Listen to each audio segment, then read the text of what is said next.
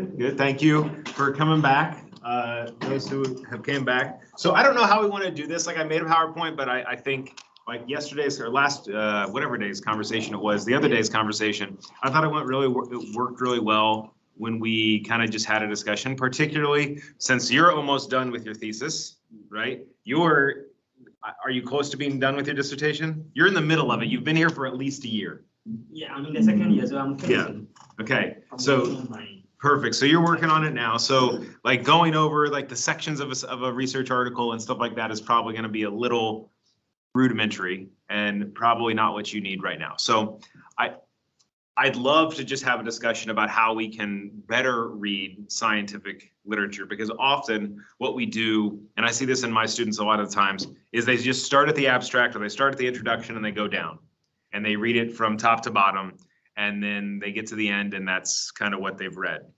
So, but there are different strategies to read scientific literature. I'm not going to talk about this one today because I find it takes a lot of time. But it's called the 7-step method, where you start in the method section and you end in the discussion area, but you don't really read the introduction at all until the very end when you're trying to make sense of a lot of things. So what I thought we would do is start off with just a broad conversation about why do we read articles, but why do you think we all read articles? And anyone can answer, not just the 2 graduate students, or the 3 graduate students. We read it to find specific information relevant to our research questions, or probably what we are suggested to, if it's a classroom. Right. And also to be like up to date with the information that is within our field of interest. Okay. So I think both of those are absolutely true. I think from a teaching and learning perspective, part of the reason we have, like I would say, faculty members have you read research articles that may not be related to your subject area is to practice your critical thinking and analysis skills, right? I think that's like kind of like the hidden curriculum in higher education in terms of reading research articles, is that being able to read and decipher scientific texts, whether it's a textbook, textbooks are not so scientific, but whether it's a journal article or a scientific report or a Department of Defense report, being able to decipher those and make sense of the information that's presented in that scientific literature are 2 critical components to analyzing and really developing your critical thinking and analytical skills. Because I'll talk about this later, like not all research that's published is good research, even if it's peer reviewed, even if it's in Nature, or even if it's in like the highest tier journal in your discipline, right? The number of retracted papers, and you've probably heard it in the news as a criticism of higher education recently, right? Is what got politicized with Harvard's former president, right? Was the idea that the data wasn't accurate, or perhaps she plagiarized. And it's not just people in high profile positions, right? There have been individuals at Indiana State who this has impacted in some way or another, even though they were published in really prestigious journals. But ultimately, there were some problems with the data, or there were problems with the interpretation. A lot of times, particularly for graduate students, sometimes the problems with the analysis and interpretation are not malicious. I think that's the other thing, that when we read scientific papers and those ones that have been retracted or redacted, like we think that they did that on purpose, like there was some sort of malicious intent, right? But oftentimes, particularly for novice researchers or those who are going through the process, there are mistakes that are made, and if you don't know any better, or your research advisor is super busy and just skims over it, or you're doing an analysis that your research advisor or your committee is not familiar with, it will get through. And then again, everyone says, well, you got the peer review process to keep it under control, and peer review should stop that. But the people who they're asking to do peer review, are either one of you or anyone in this room a peer reviewer for a journal? Like they give you like 2 days to read a scientific paper and you're already busy and you're like, well, and they don't pay you for it. And they tell you to use their system. And so a lot of times you're just trying to get a check mark on your resume or your CV. So you're not doing a super in-depth analysis. A lot of peer review is taking the authors at their word, right?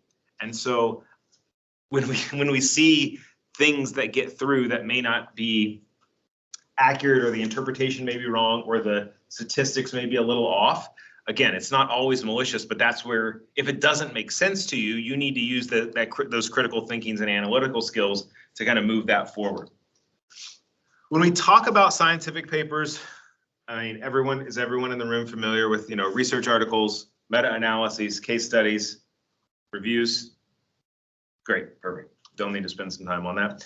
We don't need to spend time on that. Don't need to spend time. Actually, you know what? I'm not going to spend any time on any of this. I'm just going to talk about how you can actually read it better, because where everyone's at in their process, like, that's great for a first year master's student, someone just getting here.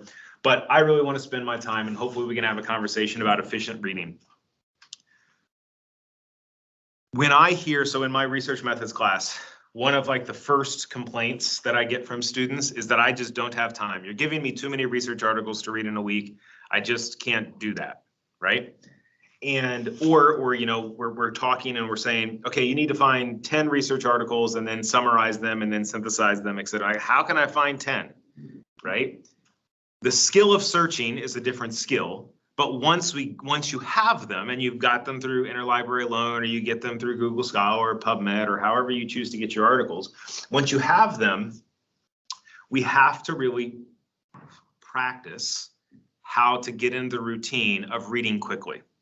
And I think this is a skill, we can talk about speed reading a little bit, but this is a skill that I think when we learn, at least in the American education system, when we learn how to read, we start with letters, and then we move to sets of letters, and then we move to words and sentences, and finally we move up to paragraphs and stories, etc.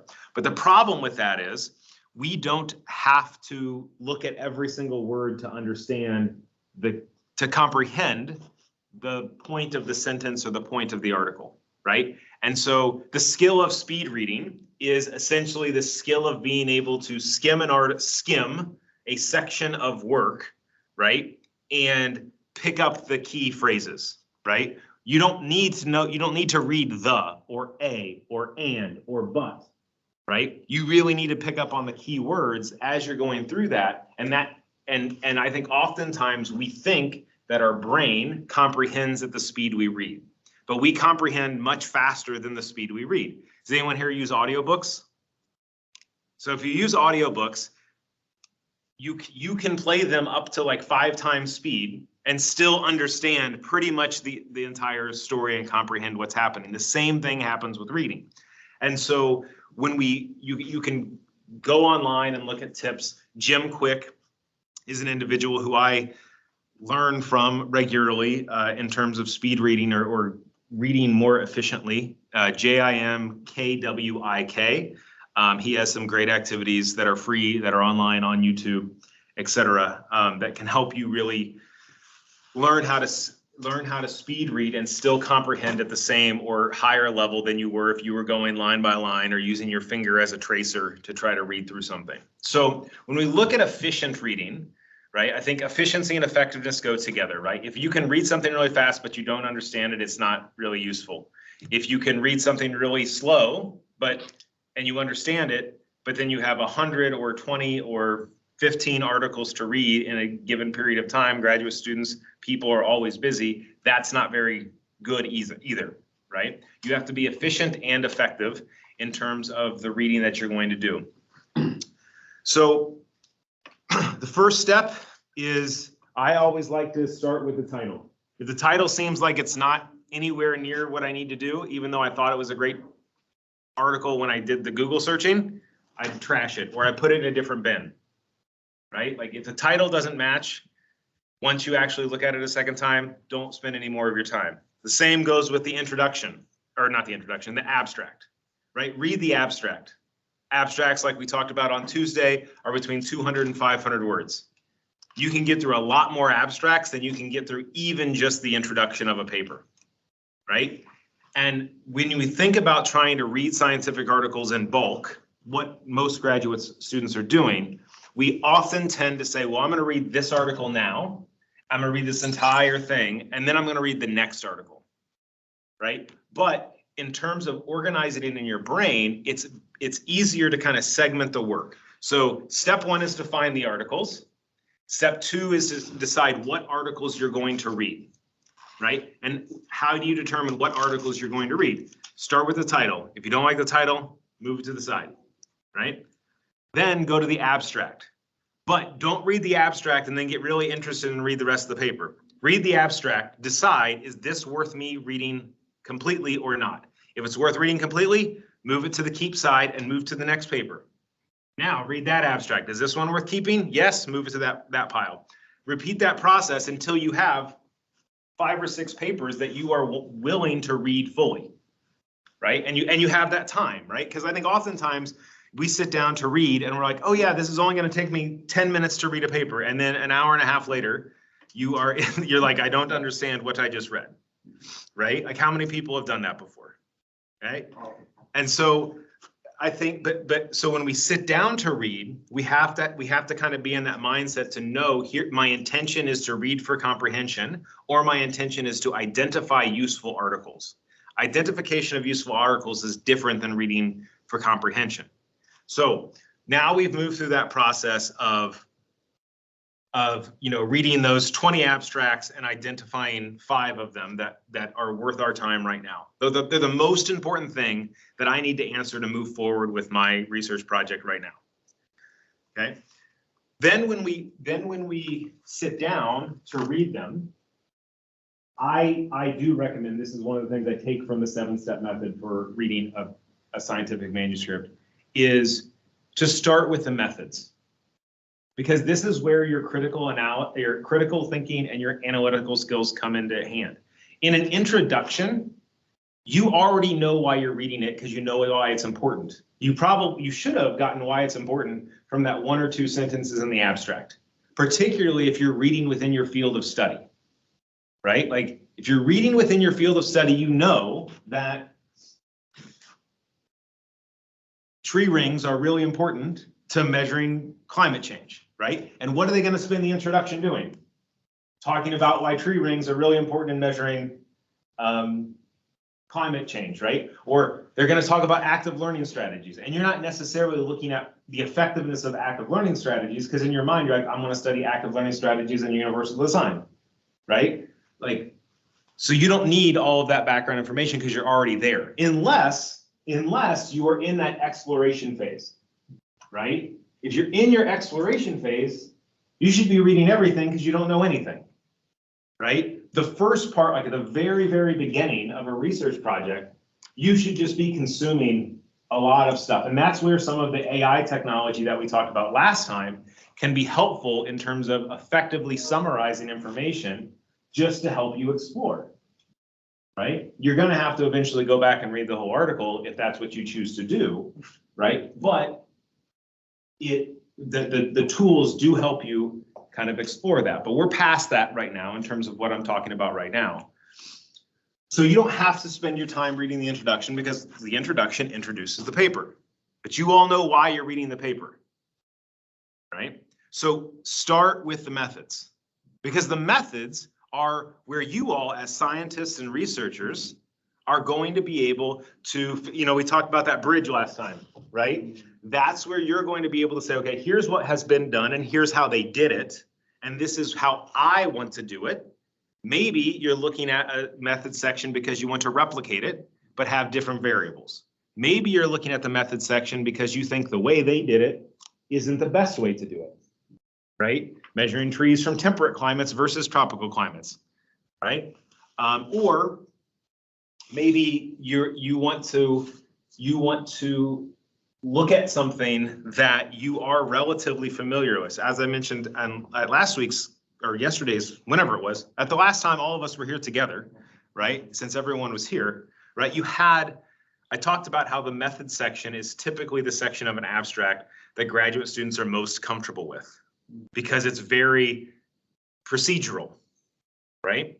And if you're in graduate school, you are good at being procedural and following instructions. You wouldn't have got this far if you couldn't follow instructions, right?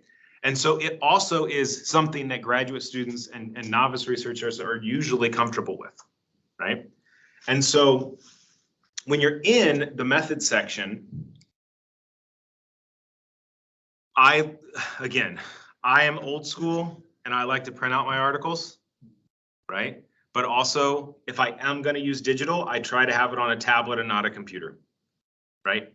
That's just, everyone has their own style, right? Like, I like to have it on a tablet because I can make sure I don't have, on my tablet, I don't have work email, I don't have Teams, I don't have 10,000 other things, right? I don't have any email on my tablet, right? Like, it's pretty much a reader and something to play games with, right? Because how many times have you started to read an article and you're like, this is kind of boring. And then you get this little ding in the corner of your computer and you click on it. And then like an hour and a half later, you get back to reading that article because you got down some rabbit hole and you're looking at something else that was more interesting, like what the Kardashians are doing, right? Like that you really want to, you'd rather be spending your time doing. Yeah. And so with that, this I think leads into, once you're reading the methods, like once you get into the bulk of the paper, this I think leads into the importance of notes, right? And you can there are multiple ways to do it, right? And this is all your style. Like for me, when in papers, like actual papers, I like to jot notes on the side in the side columns, right? I also love to have all sorts of different types of highlighters. Like green means something, oh, this sounds like I could adapt. Yellow is something for me. Green is like, oh, this sounds good. I want to try to adopt this. Yellow is something I need to learn more about. And red, when I highlight it in red, it tells me like, this doesn't sound right, or this doesn't fit into my theoretical approach to how X subject should be examined, right? And that, when you move to the end of the project and you have those things, right? When you're writing your discussion or you're actually writing a paper or manuscript, going into those areas and finding those really can help you construct what you need to construct for whatever scholarly product you're working to produce, whether it's a presentation, an abstract, or a research paper, right? So, and everyone does it differently. Like there's people who use when they're on their computers or use their tablets, they're able to highlight with those tools. There are some people who use like they put the little captions on the PDFs, right? To me, again, the way my brain works, that makes me anxious because it's not like lined everywhere, right? Because you can put the little captions, like the notes, wherever you want on the page. And I find that really distracting and anxiety producing, so I don't do that. But whatever works for you in terms of taking notes is going to help with that effectiveness side of things in terms of the reading, in addition to the efficiency. The other thing, and I don't know if it's on this next slide or not. Well, I'll talk about this in a second, but after I read the methods, I go directly to the results, right? The methods and the results, because these two sections, the methods and the results together, are the most objective components of a research paper.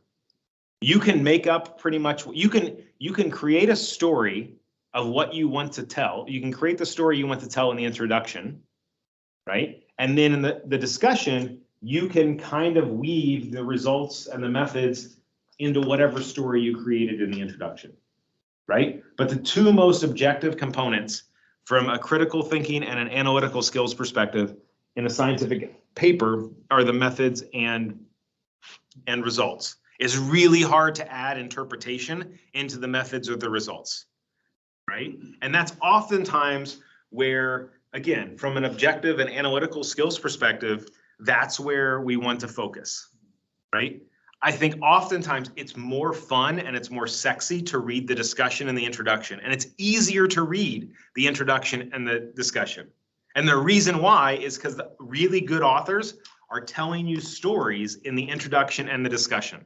And it doesn't matter if you're a great writer or a poor writer, everyone is kind of contained to the same restrictions in the methods and in the results, right? So it gets really boring in the methods and in the results.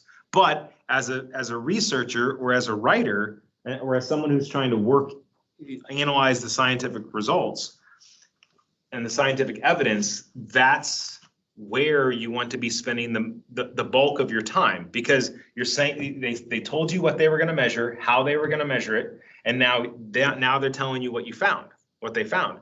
And this is where you can use your experience and understand the theoretical framework that they may be applying to said question, and how the theoretical framework you may be applying to your section.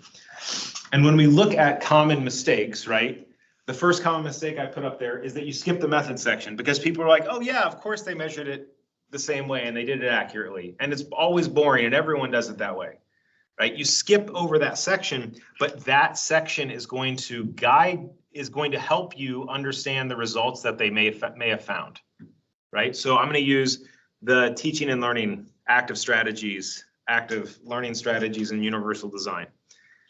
If they measured student time on page, like, so they're using an LMS, they're using Canvas, and their outcome measure that they're using is they're going to the analytics side of Canvas and they're saying, you know, Johnny spent 1 hour and 5 minutes on the page, right? And they come to the conclusion based on that data that when you have a class that has active learning strategies and universal design, students spend more time on Canvas, more time engaging in the content, right? That's what the conclusion they came up with.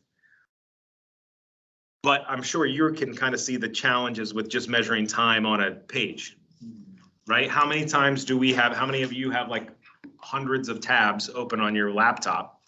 You just have Canvas pulled up all the time, and you may have clicked on a page and then left it for the night because you got tired and it looks like you've been on for 12 hours, right?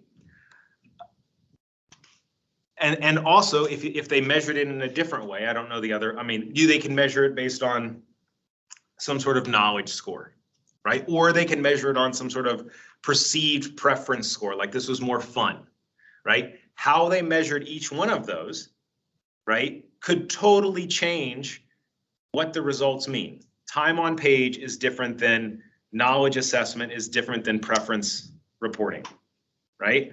And so oftentimes people skip that and they look just at the introduction, the discussion. They said, oh, universal design and active learning definitely makes people better, because now that's the story that the authors are wanting to tell based on the measure of time on page. But if you don't read the methods or the results, you're missing what their outcome measures are, how they got to the conclusions that they got to, right?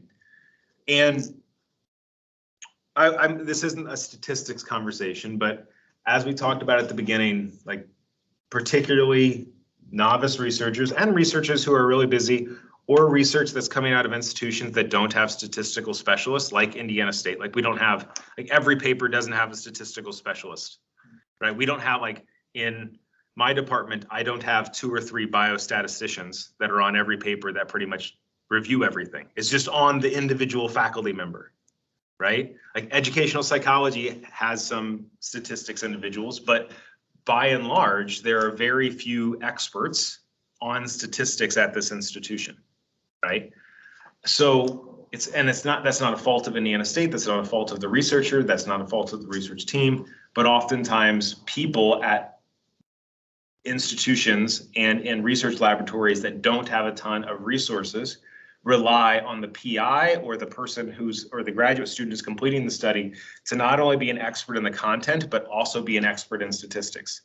And sometimes we go to less sophisticated statistical design, like we run a t-test instead of running an ANOVA, or we run an ANOVA with a Bonferroni follow-up test without doing home sequential corrections, right?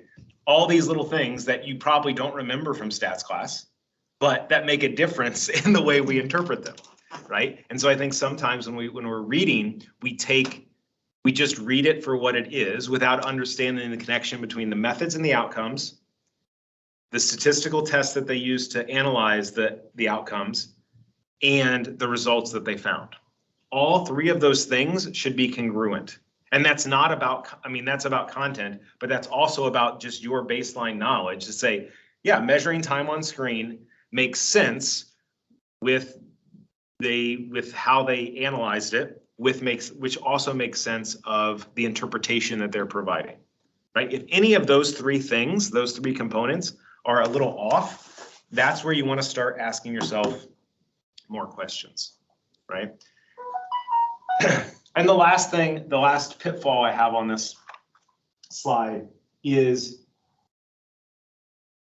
failing to recognize the limitations. So almost every single paper, hopefully, that's in a reputable peer-reviewed journal will have a limitation section, or within the discussion, they will talk about limitations of their study.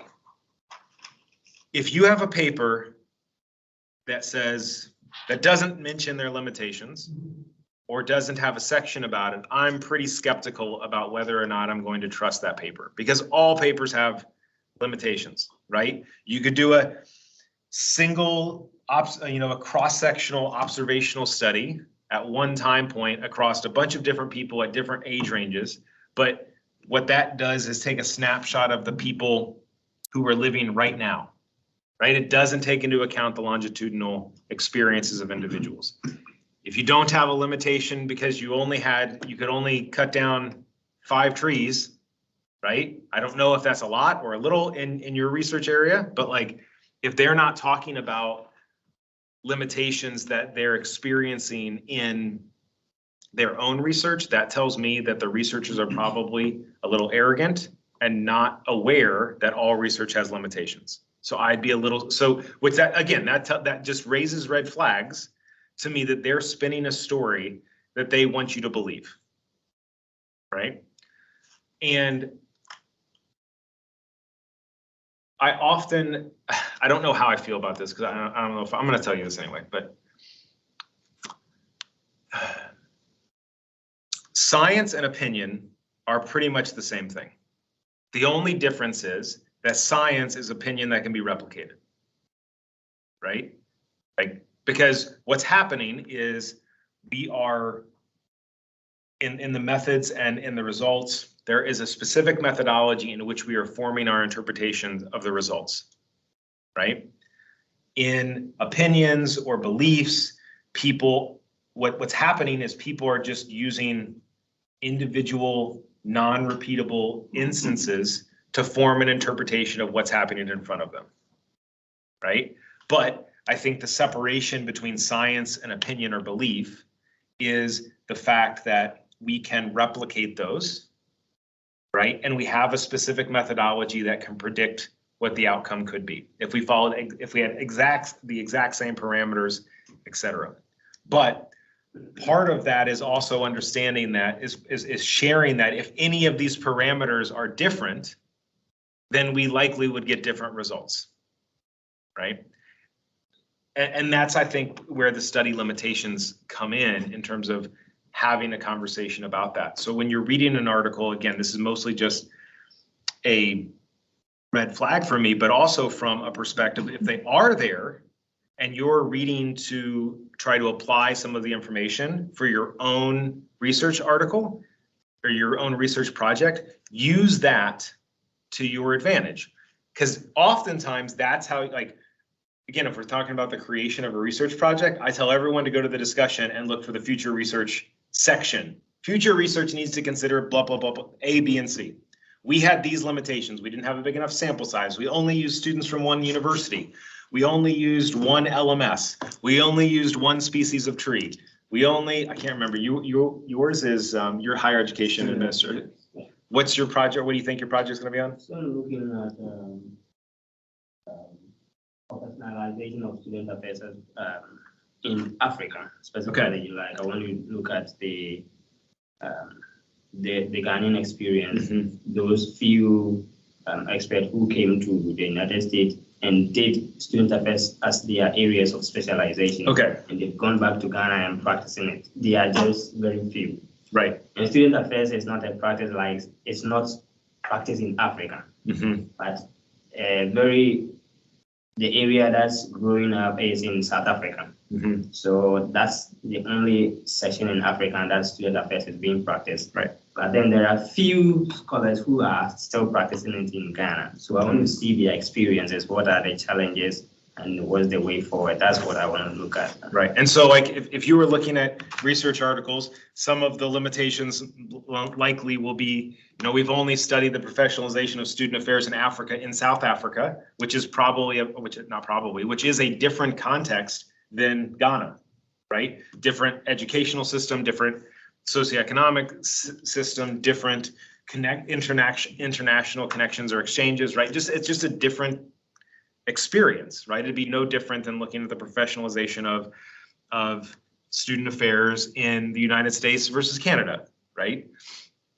So the limitations and the discussion section are valuable. I mean, I'm not saying don't read those sections, but when we talk about reading for understanding, at least in the scientific world, we really want to focus on the methods and the results. All the other things can help you make connections. Like we talked about that brick last time, right? So we had the brick, right? So you have this brick and the methods and the results are really the core of the brick, right? The discussion is going to be how it connects to the future, and the introduction, right? The intro and discussion is really going to be how it's connected to the past and where it connects to the future, right? So this is how you're going to build your, like, that's going to be the base and the foundation that you're going to build the next brick on top of, right? These two things let you know how these connect and how they build the bridge across the gap, right? So when we look at reading articles, I think part of this is also accessing articles. How does everyone feel? Like I've talked about most of what I wanted to talk about today, right? And I'd love to have a discussion because I think last time there was a lot of good questions specific to individual situations. But how do we feel about finding papers? Good, neutral, know how to use the library resources? Yeah, it's I don't know, but sometimes we can't find some papers, and then we have to go through that interlibrary loan. But I use academia quite often because most of the papers authors upload that. But then the problem is if you don't have the premium account, you can't search it. So it's just something that you like, then they will give you suggestions. Yeah, I mean, I think that's when we talk about the actual process of finding articles to read, preparation is key, right? Iliad or interlibrary loan can take sometimes like 1 hour and sometimes like 3 weeks, right? And so when we look at that, and again, that's just, I mean, it's a great resource that Indiana State has because we don't have the resources to have every single journal, right? But having interlibrary loan, it allows us to be able to access a much larger collection, but it can't be something that's like last minute, right? If it is something that's like if there's an article that I really need and I can only find it on interlibrary loan, I will put in the interlibrary loan, and then I'll go to academia or I'll go to ResearchGate, right? Which is another one that authors can post their own work. And I'll also go to, what I'll also do is, sorry, Cleo, I'm gonna get off this for you there. I'm gonna go to, like, I'll also go to Google Scholar and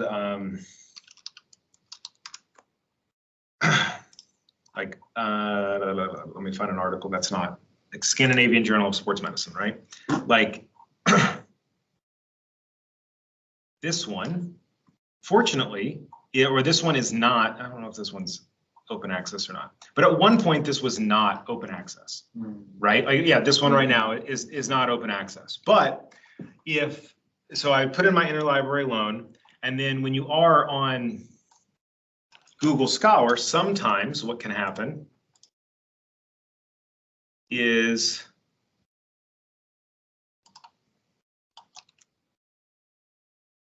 you can see where all, like there are 5 versions of this article, right? So maybe it's not available right off the bat, but if you go to the 5 versions of the article and you can see, like sometimes, again, none of these are available, but there are times when on this side of the article, you'll see a link to a PDF, right? And so like, obviously that's not the first line. That's not the way I want to do it. But if I'm in a tight situation, I will put in interlibrary loan, and then I'll go to places like ResearchGate or Academia or Google Scholar, right? To see if I can't find someone else who's posted it, right? Or somehow it's also been made publicly available, and try to get the article that way. Like here's what I'm talking about, right? Like this one tells me that there's full text available at ISU. That's why I really like Google Scholar as a search engine, as opposed to some of the other databases, particularly if I'm on the VPN or I'm on campus. Because I'm on the VPN or on campus, it will link and tell me that there's already availability at ISU. So if I want to, I can click directly on that and it'll take me to the library's website. That will get me to the article directly, right? Other questions about either finding research or reading research or other things related to research or scientific papers that you're struggling with? Yeah. So my question is on like the intro. So do you have isolated the papers that you want to read or skim through? And sometimes the intro from those papers can help you find other articles also that can really, be resourceful. Mm-hmm. So now you were talking about not really focusing on the intro. Does that apply to? So thank you for bringing that up. I think that's a really good point. If you're in that exploration phase, not only do I love going through the intro and looking at where those citations are, I will go just to the end, right? Not even see how it's been interpreted by the researchers, but just go to the end and look at their citation list and then read the titles of the citation list and click on those. And the great thing about most, let's see if I can get one here. PDF. I think the great thing about most of the, no, it's not going to let me do it. I was going to say the good thing about sometimes it's online. If they are originally online, you can click directly from the research article, which will link you to the next research article. So you don't even have to do the copy and paste search step, right? You can just go from one article to the next article to the next article. But yeah, so if you're in that exploration phase, or I think the same goes not just in an introduction, like let's say the methods, like they're doing a method, we used the spear method of measuring tree rings, right? And then there's a citation, but you don't know exactly how you're going to do the spear method of measuring tree rings yet. You can click on that. That's going to take you to the article, or you can go to that citation. That's going to take you to the article where they describe the methodology that they're using, right? So I think the same goes through to any section of the paper, right? Where you can look at this, use the citations or use the reference list as the back to build your reference library. And I also, again, I don't know how many people use EndNote or Zotero, right? So if EndNote is a free one that's available through the library, but it's a reference manager. So if anyone remembers, at least I remember when I was a kid, when I was like in 5th grade or something, I'd write a paper and I had index cards, and I had to like write the citation on an index card, put it in a little holder, and then if I wanted to do it, I had to pull it out, and then this is my reference, right? EndNote is essentially, and Zotero is the same way. It's an online reference manager, right? So let's say you read a paper, or you get a paper from Google Scholar or wherever it is. You can put the entire reference, all the details about the citation into there. You can also upload and link a PDF. So now you don't have to save it in 50 different folders and you named it something that wasn't, you don't remember what you named it. You know, article 5.826, right? And you're like, where's that article again, right? It keeps it in there. And then Zotera, EndNote, any of them, when you're writing your paper, you can, there's an not an attachment, but like an add-on that you can put in Microsoft Word, and it allows you to have in-text citations, and then you can change the format to match whatever it is. And there's like 150 different journal format types in there, and it saves a ton of time. Because let's say the citation type is numbered by order of appearance versus numbered by alphabetical author's last name, right? And let's say you can toggle back and forth, and it will fix it, as opposed to you having to go through every single reference and having to change it, right? And also from the reading perspective on the reading side of things, like if the NIH tag, I'm going to use NIH. If this tag, right, I click on this, it takes me to like this tag here will be able to essentially be uploaded into EndNote or into Zotera, so you can read the abstract from your reference software. And this is particularly helpful if you're traveling or you're in a space where your computer's really slow, or you've got a Chromebook that's not really high performance. It can really help you move through and again, be able to read at least the abstracts of papers without having to download the full text. And also, if you decide not to use that citation, like you delete it, it automatically deletes itself from the reference. Like you don't have to track it and delete it. Yeah, that's the other thing. It does the reference list for you at the end, right? So an in-text citation corrects, and then puts a reference list at the end. And if you delete it, or your research advisor says don't use this sentence, you don't have to go back and reformat everything.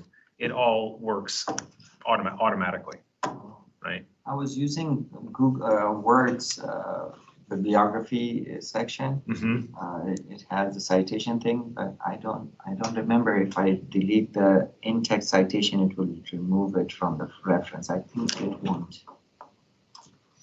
Yeah, and then you can find any other questions as I'm looking. And one more thing that I also do on Google Scholar is when you find a paper, and if it's not available and I can't find it, I just go and see what are other papers that cited that paper, they're cited by, and then it gives me papers, and if I find something relevant, and it also gives me a bit more recent papers, like if the paper is 2001 and you like it, but it's 2001, it's too old, and it's asked that you should have references after 2010, then I go to cited by and see the early years of that same paper, and then probably have that person idea in. So that's another way I use Google Scholar for. I'm trying to figure out where this is on there. Yeah, so if you go to the library's homepage, right? So you're on the library's homepage. So if you go to indianastate.edu, search library, and you click on services for students. So you click on that page, and then in this upper right-hand box, citation management, you have, again, EndNote, Zotera, right? And then in the library guide, Dr. Arvin has done a really great job of explaining how to use it, and there's a huge community online and YouTube videos about how to use Zotera or EndNote, any of them. And so if you, wherever you are in your research process, it's really a great tool. Other questions, comments, discussion? Yeah. My last question. Hopefully it's my last. If it's not your last, that's great. That's what we're here for. How important is like taking notes? Because for me, I just like read an article and then go straight. If I'm writing maybe like an intro, then I'll just like extract whatever, interpret it in my own understanding. Like I don't take notes. So like how important is like taking notes? Again, I think it's different styles, different approaches, and it's also different purpose, right? So you are in the manuscript writing phase, right? Yeah. Or like, so you've already collected your data, right? Yeah. Right. So you're in a very different phase. right? Where you're probably doing another, like you're doing another lit review, even though you've done the lit review a year and a half ago. Yeah. Right? You're doing the whole thing over again. But what you're looking, like you're like very specific, like very pinpoint search on exactly what you need to move your introduction from point A to point C. You're looking for that connection or that citation or that reference that can move you from one to the other. I think that that's a different time in the writing than I need to read to understand what's happening versus I need to read to get an idea of what I want my research topic, or I'm just reading to learn is. So I think that's perfectly acceptable. When the one thing, and I've made this mistake a lot, is that I'll do it and then I'll cite it, or I'll write down some sort of note, or like I'll put in parentheses like Spear paper 2012 or something. And then something will happen and I'll delete the page because I didn't download the PDF. And then I find out that Dr. Spear wrote like 12 articles in 2012. And now I'm just like, I'm having to go and try to figure out exactly what paper that is, right?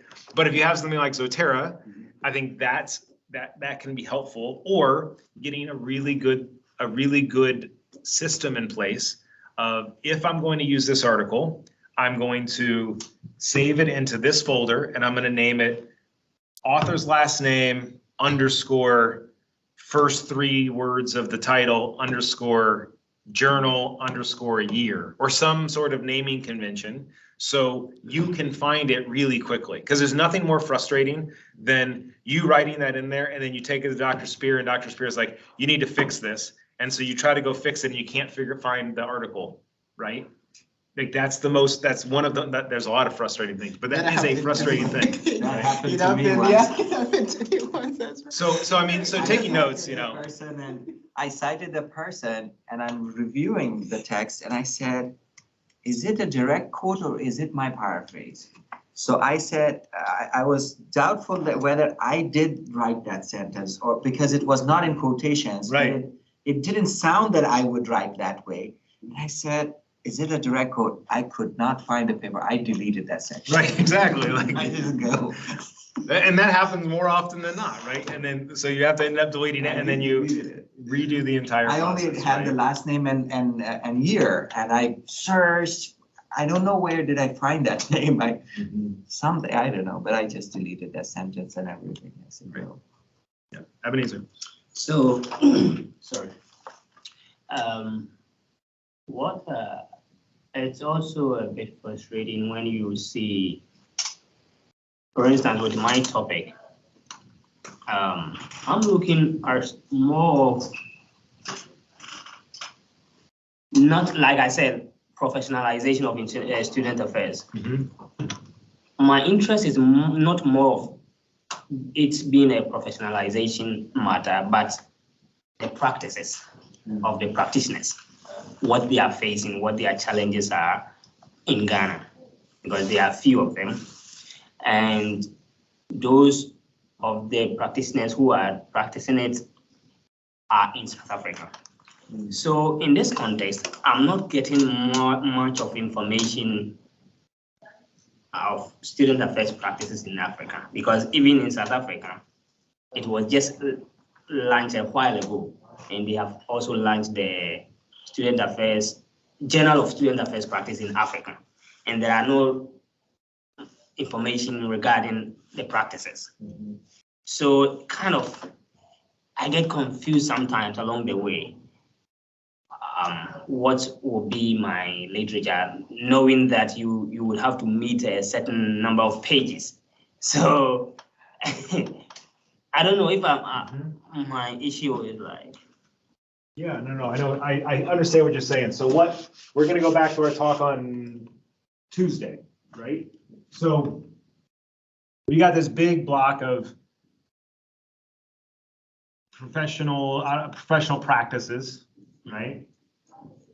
In the United States, South Africa, Canada, insert country, right? There is probably some body of literature that says, here's the practices of student affairs professionals in the United States, South Africa, et cetera, right? And then there's this big nothing, like it's just this big question mark.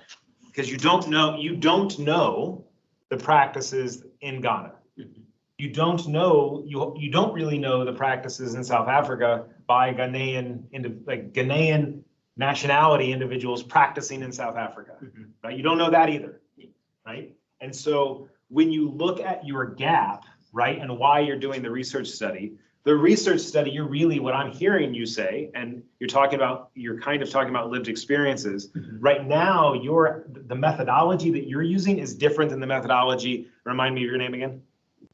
Zach, and remind me of your name. Collins. What Collins and Zach is doing in terms of their methodology is much more interventional or observational, where yours is exploratory, right? So you're leaving this big block of known and going into the unknown. And so I think your conversation is around, we need to do research in this area because we know all of these things that exist in the United States, Canada, and South Africa, or whatever. But what we don't know is the lived experiences of Ghanaian practitioners in student affairs. But we believe, now this is the hypothesis, right? We believe that their practices would be different because of whatever reasons are different in the Ghanaian educational system compared to the American, Canadian, or South African system, right? So you're not just going on a fishing exploration, seeing what you're going to find. You're going to say, because Ghanaian higher education has A, B, C, and D that are different than where this has been studied in the past, it deserves our attention to explore the lived experiences of these individuals, right? And maybe, I mean, to me, again, this goes back to research design as opposed to like research reading. But to me, that sounds like a lived experiences qualitative interview with Ghanaian, yeah, we're almost finished. You can come in if you want. I'm happy to present to you. With Ghanaian, okay, we'll finish after this question, with Ghanaian student affairs professionals practicing in South Africa, right? Like, why aren't they in Ghana? Right, that could be a question, right? So I think that all of these things really go back to trying to figure out where your article fits, but this goes back to reading research in, like, if you notice there's not any research in that area, that is enough to do research, but you have to still build some sort of bridge, or you still have to have some sort of conversation about why it's justified, because everything that can be studied shouldn't be studied. Yes. Right? Awesome.